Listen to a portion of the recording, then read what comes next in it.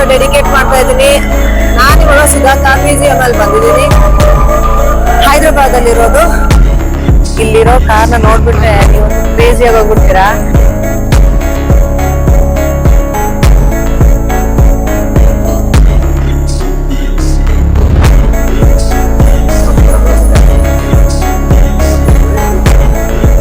Actually, we love the craziness, right?